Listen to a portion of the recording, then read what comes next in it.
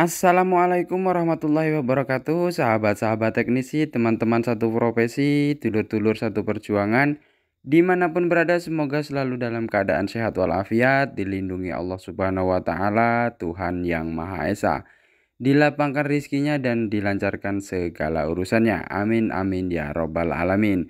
Sahabat-sahabat teknisi, pada kesempatan kali ini ada HP dengan tipe Oppo A31.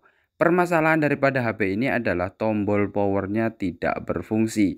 Terkadang berfungsi, terkadang tidak berfungsi. Nah, kalau kita lihat dari pergerakan tangan saya ini, maka tombol ini keras, teman-teman sekalian. Jadi kadang kena dipencet, terkadang tidak kena dipencet. Selain itu, LCD daripada HP ini juga mengalami lepas dari framenya. Artinya lemnya itu sudah tidak lengket lagi.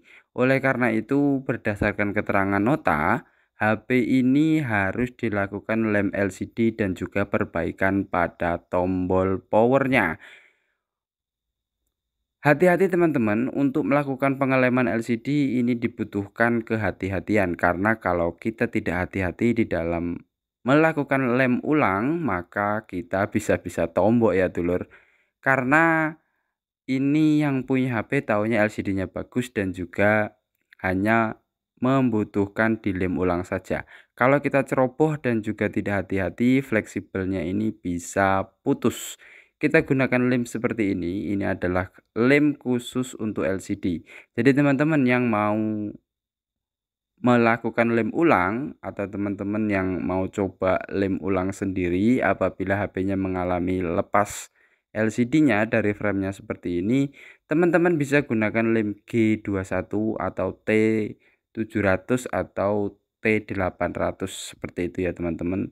Silakan beli saja di toko online, ketik saja lem LCD, nanti akan muncul yang berbagai macam-macam. Teman-teman boleh pakai yang warna putih, boleh pakai yang warna hitam seperti yang saya gunakan seperti ini. Kita berikan lem pada framenya ya teman-teman. Ini frame ataupun tatakan LCD-nya. Tetapi ingat teman-teman, apabila melakukan lem ulang seperti ini harus hati-hati dan juga teliti. Nah, setelah kita bubuhi ataupun kita kasih lemnya pada frame atau tatakan ini, maka kita harus meratakan terlebih dahulu lem-lem LCD yang sudah kita pasang ataupun kita letakkan pada frame dan juga tatakan LCD-nya. Tujuannya apa teman-teman? Agar tidak menggumpal atau tidak ngumpul jadi satu. Apabila dia mengalami ngumpul, maka nanti LCD-nya bisa berakibat kuning karena lem yang kita kenakan ini masuk ke dalam lapisan LCD. Jadi untuk menghindari hal-hal seperti itu, maka kita harus berusaha semaksimal mungkin untuk membuat lem yang kita letakkan pada framenya ini merata ya teman-teman. Tidak boleh pelontong-pelontong ataupun tidak boleh sedikit banyak. Artinya ada satu bagian ataupun titik yang mendapatkan lem itu terlalu banyak. Nanti kalau kita letakkan LCD-nya seperti ini, kemudian kita pencet-pencet atau kita rapatkan, maka lemnya itu akan masuk pada bagian lapisan LCD dan akibatnya pasti mengalami yang namanya shadow ataupun kuning nanti LCD-nya teman-teman.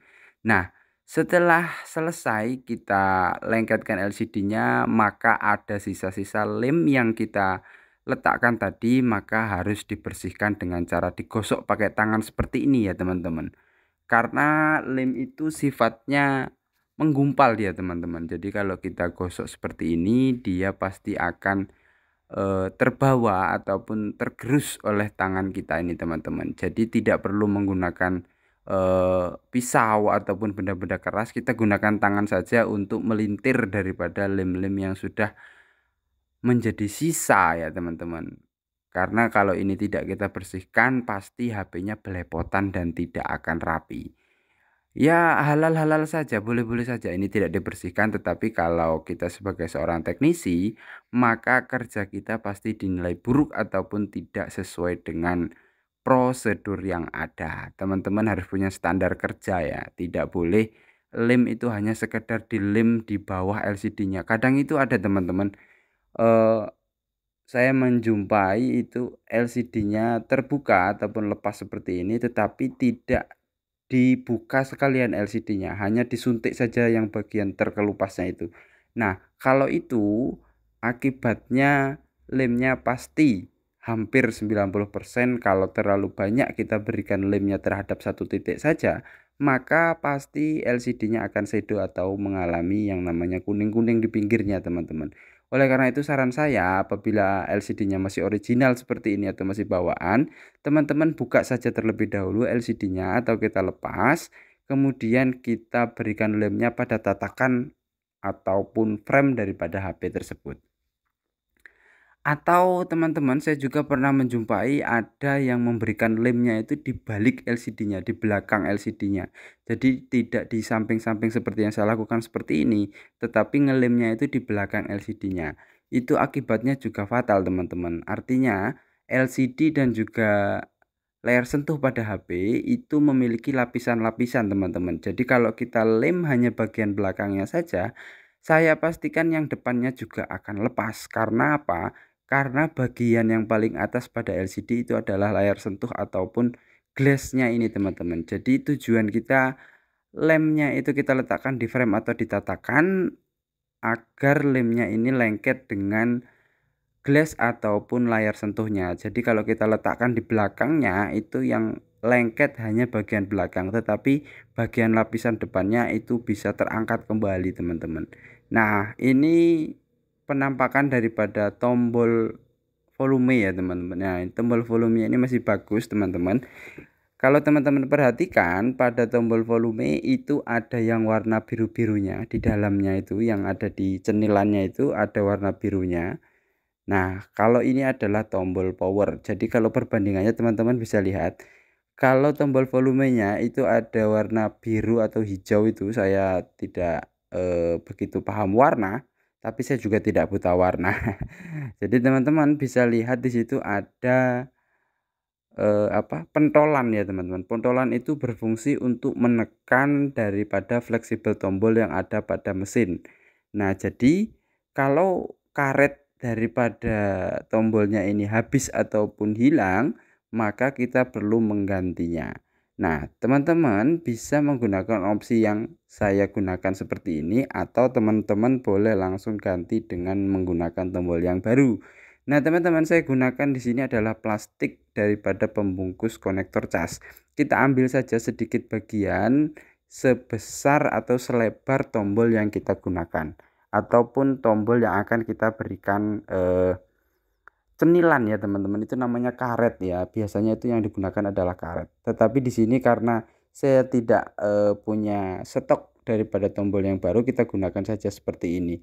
Kalau karet, teman-teman, lama kelamaan itu ya seperti ini lagi, akan habis dan akan lapuk. Tetapi kalau kita gunakan lem G atau lem setan seperti ini, kemudian kita gunakan plastik. Kebetulan di sini saya menggunakan plastik pembungkus konektor. Nah, teman-teman bisa lihat, kita bisa gunakan pisau untuk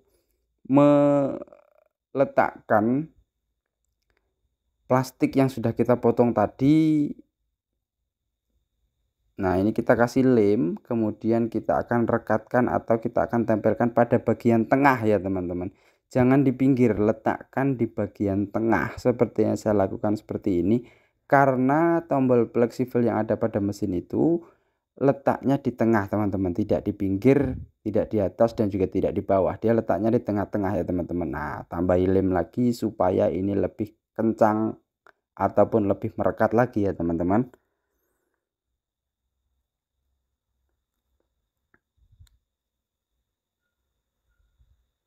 Nah, ini sudah selesai, teman-teman. Jadi kita tidak perlu mengganti dengan tombol yang baru, karena kalau tombol yang baru itu juga karet, teman-teman. Saya pastikan lambat laun juga akan lapuk dan akan habis. Tetapi kalau kita lakukan hal seperti ini, saya jamin seumur hidup HP-nya ini tidak akan mengalami kerusakan yang sama lagi terhadap tombol powernya. Kemungkinan pun kalau misalnya nanti suatu saat rusak tombolnya, itu saya pastikan yang rusak adalah fleksibelnya, karena kalau ini kita gunakan lem dan juga plastik, jadi kalau menurut saya ini sangat awet dan rekomendasi sekali teman-teman. Daripada kita ganti tombol power dengan yang baru, maka suatu saat pasti dia akan terkikis dan juga akan habis. Tetapi mungkin kalau bagi para teknisi ada yang berpikir bahwasanya kalaupun suatu saat nanti rusak, kita akan mendapatkan keuntungan lagi dengan cara menggantinya lagi. Tetapi di sini prinsip saya teman-teman, bagaimana supaya HP ini awet dan juga tahan lama. Nah, teman-teman bisa lihat di sini sudah berfungsi dengan normal tombol powernya ya teman-teman. Kita akan coba restart terlebih dahulu HP-nya teman-teman sekalian, dan mudah-mudahan tombol ini awet ya, karena bahan yang kita gunakan adalah plastik bukan karet. Karena kalau plastik itu jauh dari kata rusak ya teman-teman. Baik teman-teman sekalian, sahabat-sahabat teknisi dimanapun berada, mudah-mudahan ini bermanfaat bagi teman-teman yang mengalami hal-hal yang sama seperti yang saya alami ini. Baik teman-teman teknisi yang masih belajar sama seperti saya maupun yang punya HP sendiri dan ingin mencoba servis sendiri. Terima kasih, sampai jumpa di lain kesempatan dan video yang berbeda. Mudah-mudahan kita selalu dalam keadaan sehat, karena itu adalah harapan kita dan juga harta yang paling berharga adalah sehat.